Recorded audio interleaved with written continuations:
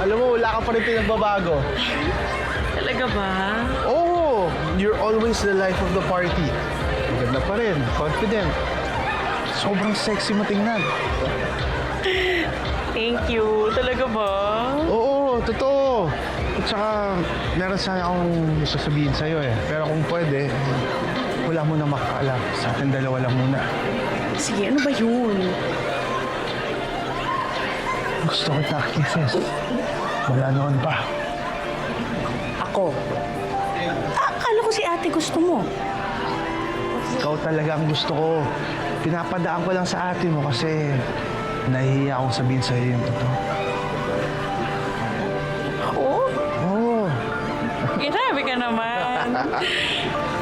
You're so confident. Ibang klase. Through the roof.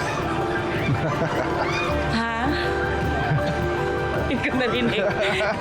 Na-distract ako sa ngiti mo. Ganda din naman yung ngiti mo. Binigay mo. O basta ha, aasahan ko kayo sa eleksyon ha. Huwag niyo akong papahiya ah. Sige, salamat ha sa inyo. Asahan namin kayo dun ha. Pamana na po kami. Sige. Excuse me po, ma'am. Pwede po ba makingi ng tulong? Nawawala po kasi ako eh. Nawala yung gamit ko, cellphone ko, wallet ko, pati yung camera ko po. Alam mo, alam ko na yung mga ganyang galawan. Sasabihin, nawala ng gamit, nawala ng pera, tapos manghihingi sa mga makakasalubong. Scammer ka, no? Hindi po. Totoo po lahat ng sinasabi ko. Naku! Ako pa ang iisahan mo, ako pa lulukuhin mo. Kabisado ko yung mga ganyang galawan. Nako, wag ako. Bakit?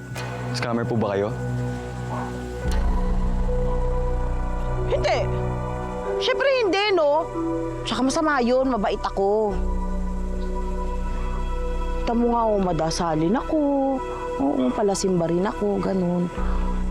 Tsaka naloko na rin ako ng maraming beses, no? Na-scam na ako. Kaya alam ko yung ginagawa mo. Hindi mo ako maluloko, no? Diyan ka na nga. Nakuha ka pa sa akin, ha?